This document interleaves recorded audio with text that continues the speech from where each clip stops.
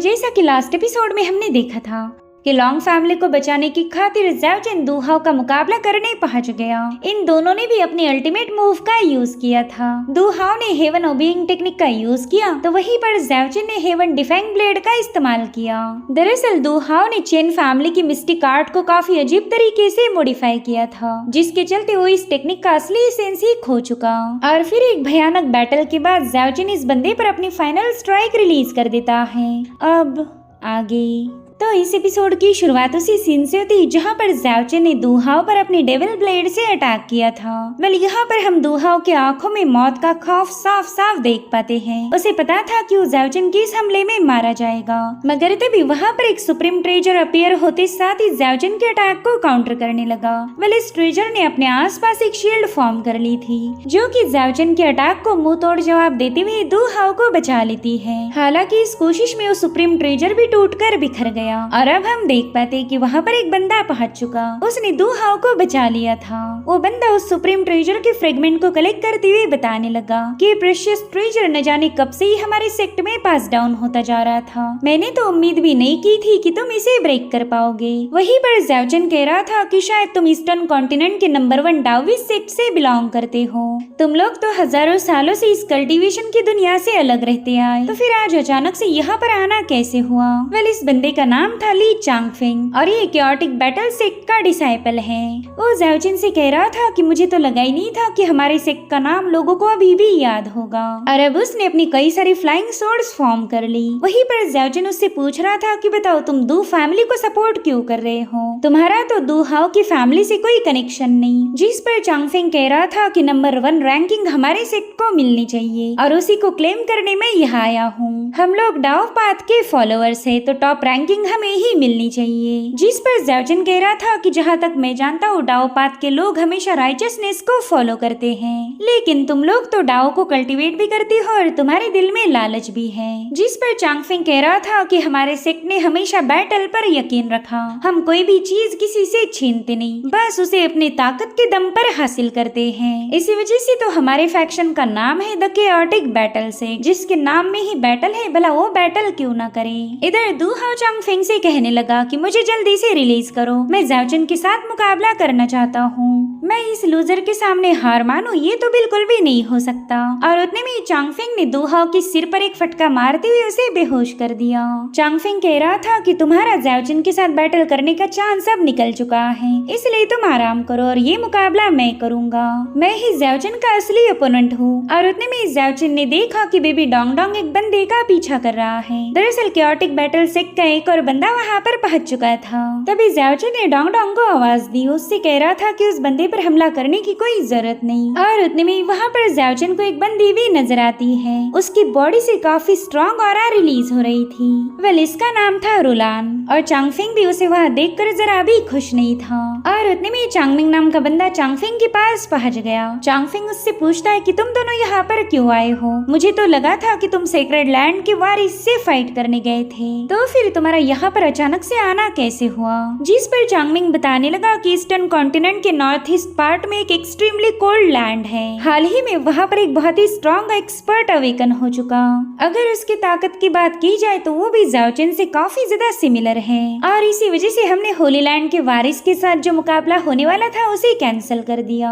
अब ये सुनते साथ ही चांगफेंग ने दू हाओ को सीधे चांगमिंग की तरफ पास कर दिया। वो उसे बता रहा था कि यहाँ पर बहुत ही भयानक बैटल होने वाली है, तो मैं चाहता हूँ कि तुम दू हाओ को यहाँ से दूर ले जाओ। दरअसल मैं काफी दिनों से इसी मुकाबले का इंतजार कर रहा था, इसलिए रुलान को बता देना कि वो भी इस फाइट में जरा भी इंटरफेयर नहीं करेगी। तो चांगमिंग दू हाओ को लेकर सीधे रुलान के पास चला गया। इधर बेबी डोंग डोंग ज़ाओजिन से कहने लगा कि मैं अभी जाकर उस बंदे को सबक सिखाता हूँ, लेकिन ज़ाओजिन उसे रोक लेता है। वो कह रहा था कि हमें दू हाओ या फिर चांगमिंग की फिक्र करने की कोई जरूरत नहीं, हमने असली टेंशन लेना चाहिए उस लड़की का, वो काफी ज्यादा पावरफुल है। मैं चाहता हूँ कि तुम उस पर ही कड़ी नजर रखो, क्योंकि ये इन दोनों नमूनों के मुकाबले काफी ज्यादा स्ट्रॉन्ग है। तो डोंगडोंग फटाफट से रुलान की तरफ रवाना हो गया। इधर चांगफिंग अपनी पावर्स को एक्टिवेट करते हुए ज़ाओ चेन को बता रहा था कि मैं क्योटिक बैटल सेक्ट की यंगर जनरेशन का जीनियस हूँ और आज मैं इस so called hero Zhao chain से गाइडेंस लेने के लिए बेताब हूँ। वहीं पर ज़ाओ चेन ने भी अपनी पावर्स को एक्टिवेट कर लिया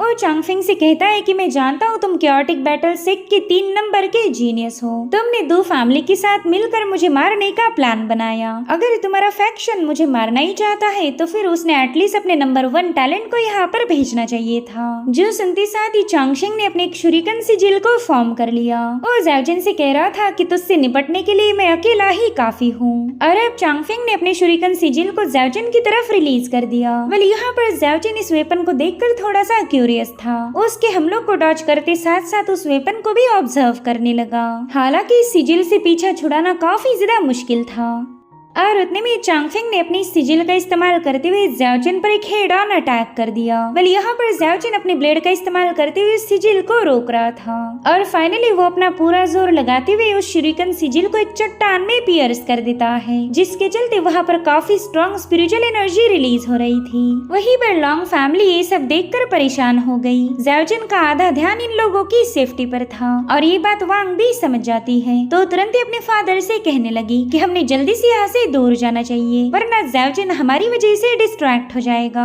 जिस पर वांग के फादर कहने लगे कि ज़ाओ चेन यहाँ पर हमारी मदद करने आया, लेकिन यहाँ पर तो ओपोनेंट्स की कोई कमी नहीं। अगर ज़ाओ चेन इन्हें हरा नहीं पाया तो ये हमारा फर्ज बनता कि हम उसे सेफली बाहर ले जाए। जिस पर वांग कह रही थी कि मुझे ज़ाओ चेन पर पूरा भरोसा है, चाहे ओपोनेंट कितना ही स्ट्रॉन्ग क्यों ना हो, जरूर से इस मुकाबले में जीत हासिल करेगा। और अब वो लोग तुरंत ही उस बैटल ग्राउंड से दूर हट गए ताकि ज़ाओ चेन को जरा भी डिस्ट्रैक्शन ना हो। वही दूसरी तरफ चांगफिंग की पहली शुरिकन सिजिल तो ज़ाओ चेन ने डिस्ट्रॉय कर दी, मगर वो बंदा अपने दूसरे आर्टिफैक्ट को बाहर निकाल लेता है। वो ज़ाओ चेन को बताने लगा कि मेरा ये वाला आर्टिफैक्ट काफी ज्यादा स्पेशल है। इसे कुनलुन डार्क स्टील का इस्तेमाल करते हुए लगातार 3 महीनों तक रिफाइन किया गया। इस व्हील की पावर और स्पीड को तुम कभी बीट नहीं कर पाओगे। इधर ज़ाओ चेन काफी तेजी के साथ भाग रहा था और वहीं पर वो शुरिकन व्हील उसका पीछा करने लगा। इसी दरमियान वो चांगफिंग से कहने लगा कि तुम्हें तो खुद को कल्टीवेटर बोलने में भी शर्म आनी चाहिए। एक सच्चा कल्टीवेटर हमेशा अपने स्ट्रेंथ पर निर्भर करता है और तुम हो कि अपने ट्रेजर्स का इस्तेमाल करते जा रहे। तुम ऑलरेडी एक गलत रास्ते पर निकल चुके हो और तुम्हें इसका जरा भी अंदाजा नहीं। मेरे नजरों में तुम बस एक लूजर हो।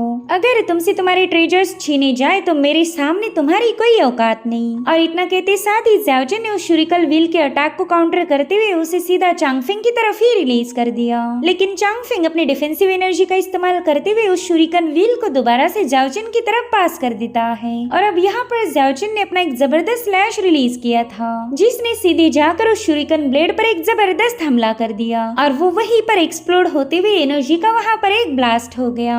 साथ ही ज़ाओ चेन ने एक बात नोटिस की कि इस वेपन के डिस्ट्रॉय होते साथ ही चांगफिंग की स्पिरिट और बॉडी पर इसका असर हुआ, यानी कि ये वेपन उसकी बॉडी के साथ कनेक्टेड थे। यानी कि ज़ाओ चेन जब भी उसके वेपन को डिस्ट्रॉय करेगा चांगफिंग को इसका बैकलैश झेलना पड़ेगा और इस तरह से ज़ाओ चेन को इस बंदे की कमजोरी पता लग गई। अब ये मुकाबला उसके लिए थोड़ा सा आसान हो चुका था। वहीं पर चांगफिंग तो ज़ाओ चेन पर और भी ज्यादा भड़क गया। वो कह रहा था कि सिर्फ एक ही दिन के अंदर तूने मेरे 3 ट्रेजर्स को मिटा दिया। आज तक किसी ने मुझे इतना जलील नहीं किया था। और ये कहते साथ ही चांगफिंग ने वहाँ पर 10,000 सोर्ड फॉर्मेशन को एक्टिवेट कर लिया, जिसके चलते वहाँ पर तो मानो तलवारों की बारिश होना शुरू हो गई। इधर ज़ाओ चेन अपनी हेवी ब्लेड का इस्तेमाल करते हुए बड़ी ही तेजी के साथ चांगफिंग ने रिलीज की हुई तलवारों का मुकाबला करने लगा। उसके हर एक फटके में वो तलवारें नाकाम होकर जमीन में धंसती जा रही थी। वहीं पर चांगफिंग तो ज़ाओ चेन की स्विफ्ट मूव को देखते साथ ही पैनिक हो गया। वो सिर्फ तलवारों का मुकाबला ही नहीं कर रहा था, बल्कि उसने तो इसी दरमियान चांगफिंग पर स्लैशेस भी रिलीज किए। साथ ही ज़ाओ चेन दिल ही दिल में सोचने लगा कि ये बंदा सिर्फ मैजिकल ट्रेजर का इस्तेमाल करते हुए इस बैटल को जारी रख रहा, जरूर से इसका डिफेंस काफी ज्यादा कमजोर होगा। बस एक बार में जैसे तैसे इसके करीब पहुंच जाओ, फिर तो इसे मारना काफी ज्यादा आसान हो जाएगा। हालांकि इन तलवारों को रिलीज करना चांगफिंग की एक चाल थी। वो अपनी तलवारों को कंट्रोल करते हुए ज़ाओ चेन से कहने लगा कि मैं तो इसी पल का इंतजार कर रहा था और अब तुम पूरी तरह से मेरे जाल में फंस चुके हो। वेल यहाँ पर ज़ाओ चेन ने देखा कि वो चांगफिंग की फॉर्मेशन में ट्रैप हो चुका। साथ ही उन तलवारों ने उसे चारों ओर से घेर लिया था और उनमें से कुछ तलवारें ज़ाओ चेन पर पॉइंट हो गई। साथ ही साथ वहाँ पर एक पावरफुल एरी भी ही फॉर्म हो चुकी थी और वहीं पर ज़ाओजिन की डिफेंसिव एनर्जी जैसे तैसे उन तलवारों को रोकने लगी। ज़ाओजिन नोटिस करता है कि वो बिल्कुल भी मूवमेंट नहीं कर पा रहा। इस फॉर्मेशन ने उसे कम्प्लीटली फ्रीज कर दिया था। तभी चांगफिंग उससे कहता है कि सबसे पहला तो मैंने अपनी सुप्रीम ट्रेजर का यूज करके तुम पर अटैक किया ताकि तुम्हें ऐसा लगे कि मेरे वो ट्रेजर ही मेरी ताकत है, लेकिन असली ताकत तो ये फॉर्मेशन था। चलो मैं तुम्हें अपनी इस फॉर्मेशन से इंट्रोड्यूस करता हूँ। ये है मेरा सबसे amazing heavenly deeper 16 sword formation. ये मेरी एक अल्टीमेट किलिंग मूव है और तुम उसमें पूरी तरह से फंस चुके हो। जिस पर ज़ाओजिन कहता है कि वाह, तुम्हारी बैटल की स्ट्रेटेजीज ने वाकई मुझे इम्प्रेस कर दिया। पहला तो तुमने मुझे ये सोचने पर मजबूर किया कि तुम कमजोर हो और फिर अपने सबसे खतरनाक फॉर्मेशन का इस्तेमाल किया। जिस पर चांगफिंग कह रहा था कि क्यों ना मैं तुम्हें अपने फॉर्मेशन की थोड़ी सी जानकारी दूं। दरअसल इसके अंदर टोटल 36 फ्लाइंग सोर्ड हैं और हर एक सोर्ड दूसरी सोर्ड की पावर को ड्रॉ करती रहेगी और यही रीजन है कि ये तलवारें किसी की भी बॉडी और स्पिरिट को पूरी तरह से सप्रेस और लॉक कर सकती। अब तुम इसके अंदर कोई भी मूवमेंट नहीं कर पाओगे। वैसे तो तुम्हारी कल्टीवेशन लेवल फिलहाल काफी ज्यादा शैलो है, लेकिन अगर वो हायर रैंकिंग पर भी होती तो भी तुम इस फॉर्मेशन से बच नहीं सकते थे। अब इस बात को एक्सेप्ट करो कि तुम मेरी शिकंजे से बच नहीं सकते। वहीं पर ज़ाओजिन इसी फॉर्मेशन के बारे में सोच रहा था। वो चांगफिंग से कहता है कि तुमने बताया था ये तलवारें एक दूसरे की पावर को ड्रॉ करती रहती, यानी कि इन तलवारों के बीच कोई कनेक्शन होगा। तो क्यों ना मैं इन तलवारों के दरमियान के कनेक्शन को ही ब्रेक करूं। अब ये सुनकर चांगफिंग थोड़ा सा कंफ्यूज हो गया। वो कह रहा था ज़ाओजिन, मुझे ये समझ नहीं आ रहा कि तुम इस कनेक्शन को ब्रेक कैसे कर पाओगे, तुम तो कोई मूवमेंट ही नहीं कर सकते। और ये सुनते साथ ही ज़ाओजिन ने अपनी डिमोनिक ब्लेड को रिलीज किया। वो ब्लेड अपने आप ही उन सारी तलवारों के कनेक्शन को ब्रेक करने लगती है। उसने तो बड़ी ही तेज रफ्तार में रोटेट होते हुए उन 36 फ्लाइंग सोर्ड के कनेक्शन की धज्जियां उड़ा दी। और ये देखकर ही चांगफिंग की तो मानो होश उड़ गए। वो कह रहा था कि ये तो इम्पॉसिबल है, तुम अपने फिंगर को भी मूव नहीं कर सकते, तो फिर तुम अपनी इस तलवार को कंट्रोल कैसे कर पा रहे। जिस पर ज़ाओजिन बड़े ही कूल अंदाज में उसे जवाब देते हुए बताने लगा कि मैं मूव हो नहीं सकता तो क्या हुआ, मेरी तलवार अपने आप मूव हो सकती, वो अपने मर्जी की मालिक है, जो चाहे वो कर सकती। और इस तरह से ज़ाओजिन की ब्लेड ने सोर्ड का कनेक्शन पूरी तरह से शटर कर दिया। साथ ही अब ज़ाओजिन की बॉडी से काफी स्ट्रॉन्ग एनर्जी रिलीज हो रही थी। उसने काफी गुस्से में आकर अपनी पावर्स को हुक्म दिया कि जल्दी से इस फॉर्मेशन की धज्जियां उड़ाओ। और होता भी बिल्कुल वैसे ही। कुछ ही सेकंड्स के अंदर चांगफिंग की आरी कम्प्लीटली डिस्ट्रॉय हो गई। हालांकि चांगफिंग ने अभी तक हार नहीं मानी। वो कह रहा था ज़ाओजिन, इतनी जल्दी सेलिब्रेट करने की कोई जरूरत नहीं, सिर्फ एक आरी को ब्रेक करने से तुम्हें मुकाबला जीत नहीं गए। मेरा हेवनली डीपर 36 सोर्ड फॉर्मेशन इतना भी सिंपल नहीं। और फिर चांगफिंग ने अपनी सारी तलवारों को समन करते हुए अपनी पावर्स को एक्टिवेट कर लिया। यहाँ पर उसने हजारों लाखों तलवारें फॉर्म कर ली थी। वेल, इस टेक्निक को कहा जाता है returning to one sword art. और जैसे चांगफिंग ने इसका इस्तेमाल किया, वहाँ पर एक जायंट सोर्ड फॉर्म होना शुरू हो गई। दरअसल चांगफिंग ने जितनी भी फ्लाइंग सोर्ड्स क्रिएट की थी, वो एक साथ मर्ज होते हुए एक जायंट सोर्ड में तब्दील होने लगी। और यही है चांगफिंग की return to origin sword art. उसकी जायंट माइटी तलवार दिखने में वाकई काफी ज्यादा अमेजिंग लग रही थी। और अब चांगफिंग ने अपनी तलवार को हुक्म दिया कि जाओ जाकर इस बंदे का खात्मा करो। तो उस तलवार ने सीधे जाकर ज़ाओजिन पर हमला किया। अब वो भी सिर्फ खामोश रह के तमाशा तो नहीं देखेगा, इसलिए ज़ाओजिन ने भी हेवन डिफाइंग 7 डीमन ब्लेड्स को एक्टिवेट कर लिया। ये 7 डीमन ब्लेड ज़ाओजिन की सबसे पावरफुल टेक्निक मानी जाती है और उसी का यूज करते हुए ज़ाओजिन ने चांगफिंग की सोर्ड पर हमला किया। वेल, इन दोनों तलवारों में काफी जबरदस्त क्लैश हो रहा था। चांगफिंग को तो पूरा यकीन है कि ज़ाओजिन इस मूव में मारा जाएगा। वही ज़ाओजिन के चेहरे पर एक ईवल स्माइल थी और अब वो अपने डिमोनिक सोर्ड का इस्तेमाल करते हुए चांगफिंग की जायंट सोर्ड की धज्जियां उड़ा देता है। ज़ाओजिन ने जैसे उसकी तलवार को पियर्स किया, चांगफिंग के मुंह से खून की उल्टियां आने लगी।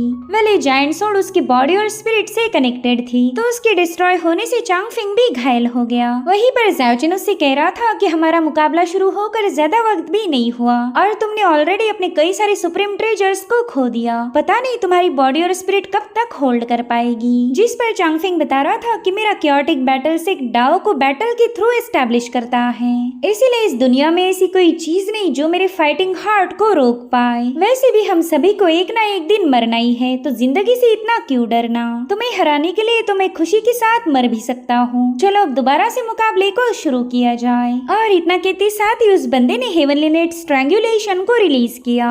अब वो हेवनली नेट सीधे ज़ाओजिन की तरफ आगे बढ़ रहा था, जिसे देख ज़ाओजिन कहता है कि ये बंदा तो एक नंबर का सनकी निकला, इससे डील करना थोड़ा सा मुश्किल होगा। इसलिए ज़ाओजिन उस नेट को डॉज करते हुए सीधे चांगफिंग के पास जाकर उस पर एक जोरदार स्लैश रिलीज कर देता है। और ज़ाओजिन ये देखकर हैरान हुआ कि चांगफिंग ने सिर्फ अपने बेयर हैंड से उसके अटैक को काउंटर कर लिया था। अब इस अटैक के डिस्ट्रॉय होते साथ ही ज़ाओजिन ने उस पर एक और स्लैश रिलीज किया, मगर उतने में रूलान ने बीच में आकर चांगफिंग को स्लैश से बचा लिया था। साथ ही साथ वो हेवनली नेट स्ट्रैंगुलेशन को भी कलेक्ट कर लेती है। इधर डोंग डोंग ज़ाओजिन से कहने लगा कि ये बंदी काफी अजीब बातें कर रही थी, बस एक सेकंड के लिए मेरा ध्यान क्या भटका, इसने तो तुरंत ही मुझे अपने जाल में फंसा लिया, वरना मैं तो इसे बीच में आने से रोक ही लेता। जिस पर ज़ाओजिन कहता है कि खुद को ब्लेम मत दो, इस लड़की की कल्टीवेशन काफी ज्यादा हाई लेवल पर है, तुम चाहे कितनी ही कोशिश क्यों न कर लेते, इसे रोकने में नाकाम हो जाते। वहीं पर रूलान चांगफिंग से कहने लगी कि तुम इस मुकाबले में हार चुके हो, भले इस बैटल की वजह से हमारी फैमिली की इज्जत मिट्टी में मिल गई, लेकिन ये अच्छी बात है कि तुमने इस मुकाबले में अपनी विल पावर को नहीं खोया।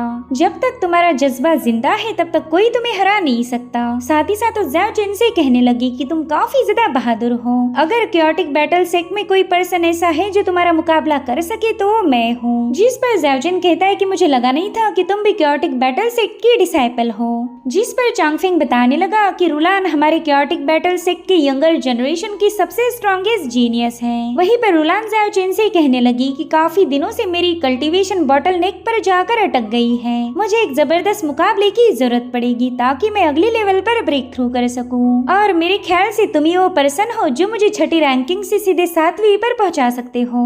तो ज़ाओजिन कहने लगा कि मेरे ख्याल से क्योटिक बैटल सेक्ट के लोग एक नंबर के पागल हैं, तुम्हें तो बैटल के अलावा और कुछ नजर ही नहीं आता। जिस पर रूलान कहती कि ज्यादा फिक्र मत करो, आज हम दोनों के दरमियान कोई मुकाबला नहीं होगा, क्योंकि मुझे सबसे पहला एक्सट्रीमली कोल्ड लैंड जाना पड़ेगा। तो रही बात तुम्हारी जान की, तो वो मैं किसी और दिन ले ही लूंगी। और अब रूलान वहाँ से जाने वाली थी कि तभी ज़ाओजिन ने उससे सवाल पूछा। वो कहता है कि बताओ कोल्ड लैंड पर कौन सा जीनियस वापिस आ चुका है। जिस पर रूलान बताने लगी कि रूमर्स के अकॉर्डिंग वो बंदा एक आइस कॉफिन में 10,000 सालों से सोया हुआ था, कुछ दिनों पहले ही वो अवेकन हुआ। अब ये सुनते साथ ही ज़ाओजिन दिल ही दिल में सोचने लगा कि 10,000 साल यानी कि वो बंदा मेरी ही राह से बिलोंग करता होगा। और जिस एक्सट्रीमली आइस लैंड का इस बंदी ने जिक्र किया था, दरअसल वो कुछ सालों पहले डा ऑफ डिस्ट्रक्शन का मेन अल्टर था। क्या वो अवेकन हुआ बंदा वही तो नहीं है? और अब हमें पास्ट की कहानी दिखाई जाती है, जहाँ पर ज़ाओजिन उसी एक्सट्रीमली आइस लैंड पर था। दरअसल ये 10,000 साल पुरानी ज़ाओजिन की यादें हैं। डोंगफिंग फैमिली की वजह से उसने यूजिन को खो दिया था, तो बदले की आग में उसने डोंगफिंग फैमिली के साथ लाइफ एंड डेथ ड्यूअल को चैलेंज किया। उसे पता था कि मौत तो यहाँ पर कंफर्म है, मगर यूजिन का बदला लेने के लिए वो किसी भी हद तक जा सकता था। और उतने में डोंगफिंग चांगमिंग उसके सामने पहुंच गया। यहाँ पर चांगमिंग ज़ाओजिन से कहने लगा कि वैसे तो हम दोनों में कोई दुश्मनी नहीं, लेकिन मेरी डोंगफिंग फैमिली और तुम्हारी चेन फैमिली में आपस में कभी भी नहीं जमी, तो क्यों ना आज हम दोनों परिवारों के दरमियान की दुश्मनी को यहीं पर सेटल किया जाए। और इतना कहते साथ ही इन दोनों ने अपनी पावर्स को एक्टिवेट करते हुए एक दूसरे पर हमला किया। अब हमें थोड़ी देर बाद की कहानी दिखाई जाती है, जहाँ पर ज़ाओजिन बुरी तरह से घायल हो चुका था और वो अपने आखिरी लम्हों में बस यूजिन को ही याद करता है। वो उससे कह रहा था कि मैं तुम्हारे पास आने वाला हूँ। और उसके बाद वहीं पर ज़ाओजिन की मौत हो गई। तभी चांगमिंग उससे कहता है कि मैं भले ही ये मुकाबला जीत गया, लेकिन असली ख्वाहिश तो तुम्हारी ही पूरी हुई। तुम एक हेवन गिफ्टेड टैलेंट थे, लेकिन फिर भी बदकिस्मती से तुमने मौत को अपने गले लगा लिया। इस मुकाबले में तुम ऑलरेडी काफी ज्यादा घायल थे और इसी वजह से तुम्हें मारने में मुझे जरा भी वक्त नहीं लगा। काश मैं तुम्हारे जैसे टैलेंटेड बंदे के साथ एक फेयर फाइट कर पाता। इस बात का अब मुझे हमेशा अफसोस रहेगा। और अब यही सारी बातें याद करके ज़ाओजिन काफी ज्यादा परेशान हो गया। वो दिल ही दिल में सोच रहा था कि मुझे तो लगा ही नहीं था कि वो बंदा भी 10,000 सालों बाद सरवाइव कर पाया। वेल यहाँ पर ज़्याओजिन को इतना सोच में डूबा हुआ देखकर उलान कहने लगी कि शायद सारे रूमर्स सच निकले। ऐसा कहा जाता कि जब वो बंदा अवेकन हुआ तब उसे कुछ भी याद नहीं आ रहा था। उसका माइंड पूरी तरह से अनस्टेबल था, लेकिन जैसे उसने तुम्हारा नाम सुना उसे तुरंत ही क्लैरिटी मिल गई। और हाँ, मैं तो तुम्हें एक बात बताना ही भूल गई, दरअसल वो बंदा तुम्हारी ही तलाश कर रहा है। जिस पर ज़्याओजिन जवाब देते हुए कहने लगा कि हाँ, मैं भी उससे मिलना चाहूंगा। उसके साथ मेरा कुछ अनफिनिश्ड बिजनेस है, उसे तो कंप्लीट करना ही पड़ेगा।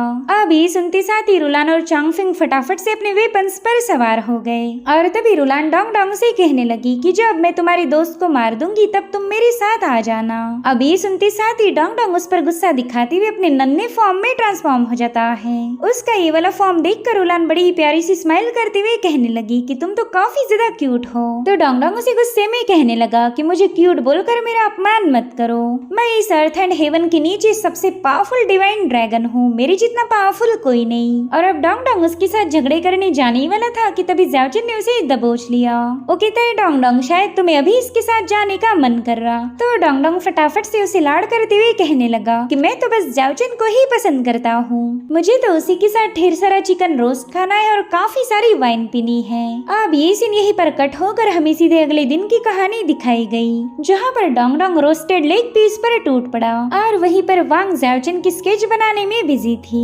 तभी ज़्याओजिन उससे पूछता है कि वांग, क्या तुम मुझे ड्रॉ कर रही हो? तो वांग उसे ना में जवाब देते हुए कहने लगी कि ना, मैं तो गार्डन की सीनरी को कैप्चर करना चाहती थी, अब तुम खुद ही बीच में आ गई तो इसमें मेरी क्या गलती। तो ज़्याओजिन उसकी स्केच चेक करने के लिए पहुंच गया। वो कहता है वाह, ड्राइंग तो तुम अच्छी बना लेती हो, लेकिन तुमने मुझे जरा भी हैंडसम नहीं दिखाया। तो वांग तुरंत ही उसका शुक्रिया अदा करने लगी। वो कहती है कि तुम्हारी वजह से हमारी फैमिली सरवाइव कर पाई। वहीं पर ज़्याओजिन बस उसे घूरे जा रहा था। उससे कहता है कि तुम तो अब पहले से कई गुना ज्यादा खूबसूरत लग रही, मैं तुम्हारी पर्सनालिटी से ग्रेस और रेडिएंट को महसूस कर पा रहा हूँ। जिस पर वांग बताती है कि कुछ दिनों में मैंने न जाने कितनी सारी बातों को फिगर आउट किया, कई सारी यादों को मैंने दफन किया और तभी जाकर मैं मूव ऑन कर पाई। और अब उसके साइड में हटते साथ ही ज़्याओजिन ने भी एक स्केच बनाना शुरू कर दी। इधर वांग उसे बता रही थी कि दू फैमिली और क्योटिक बैटल डाओ से एक साथ मिलकर तुम्हें मारना चाहते थे, इन दोनों से तो तुमने निपट लिया, लेकिन पता नहीं इस कल्टीवेशन की दुनिया में और कितनी ही सारी हिडन पावर्स हैं जो बस एक मौके की तलाश में हैं ताकि तुम्हें मार सके।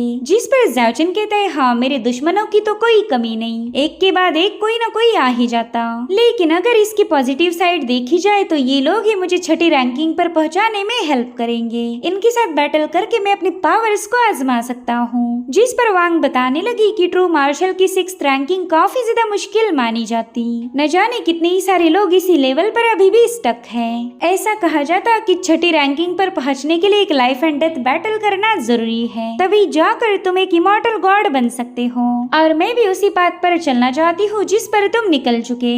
जल्द ही एक प्रोफाउंड बैटल की इरा शुरू होने वाली है, तो इस डिजास्टर से बचने के लिए मेरी लॉन्ग फैमिली इस दुनिया को छोड़ना चाहती। उन्होंने तो यहाँ से जाने की सारी प्रिपरेशन भी कर ली है, अगर तुम चाहो तो मेरे साथ इस दुनिया से दूर आ सकते हो।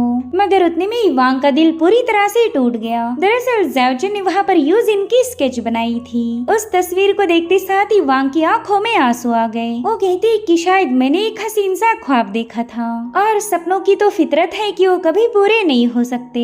तभी डोंग डोंग यूजिन की स्केच देखकर काफी ज्यादा खुश हो गया। वो कहता है कि न जाने कितने ही दिनों से मैंने यूजिन को नहीं देखा, सच बताओ तो मुझे उसकी याद आ रही है। अब ये सुनते साथ ही वांग उसका लाड़ करने लगी। वो जानती थी कि ज़्याओजिन के दिल में कोई और है। इनफैक्ट होली ड्रैगन भी इस लड़की को पसंद करता था। वांग उससे पूछती कि बताओ तुम्हें यहाँ का खाना कैसे लगा। तो डोंग डोंग उससे कहता है कि यहाँ का मीट तो काफी ज्यादा फ्लेवरफुल था, मैं जरूर से यहाँ पर वापिस आऊंगा। उतने में वांग ने ज़्याओजिन से सवाल पूछा कि बताओ तुम्हारा अगला क्या प्लान है। जिस पर ज़्याओजिन कहने लगा कि एक ऐसी लोकेशन है वहाँ पर मैं जाना चाहता हूँ। तो वांग उससे कहती कि शायद तुम्हारे दिल में ऑलरेडी सारे प्लान्स बने हुए हैं, तुम बस उन्हें फॉलो करते जाते, तो मैं हमेशा तुम्हें दुआओं में याद रखूंगी। हेवन तुम्हारी हर एक ख्वाहिश को जरूर से पूरा करेगा। अब यहाँ पर ज़्याओजिन को पता था कि वांग को उसका जाना पसंद नहीं आया, तो तुरंत ही वांग को अपने रीजंस बताने लगा, मगर वांग उन्हें सुनने से मना कर देती है। वो उसे बताने लगी कि हमारी लॉन्ग फैमिली के गेट्स हमेशा तुम्हारे लिए खुले रहेंगे, तुम जब चाहो तब हमारे पास वापस आ सकते हो। तो ज़्याओजिन भी उसे अलविदा कहते हुए वहाँ से निकल पड़ा। उसके वहाँ से जाते साथ ही वांग ने उसकी जितनी भी स्केचेस बनाई थी वो अपने आप हवा में बिखेरने लगी। ये हमें दर्शाता है कि वांग ने ऑलरेडी ज़्याओचन पर गिव अप कर दिया था। वो समझ चुकी है कि ज़्याओचन के दिल में कोई और है, तो ज़्याओचन उसे कभी भी मिल नहीं सकता। वो तो बस दुआ कर रही थी कि वो जैसे तैसे ज़्याओचन को अपने दिल से निकाल दे। इधर डोंग डोंग ज़्याओचन से पूछने लगा कि बताओ हम कहाँ जाने वाले हैं। तो ज़्याओचन ने भी उसे 100 फ्लावर्स वैली में जाने का हुक्म दिया। और इसी के साथ एपिसोड यहीं पर एंड हो जाता है। Thank you so much for watching. Bye bye, take care.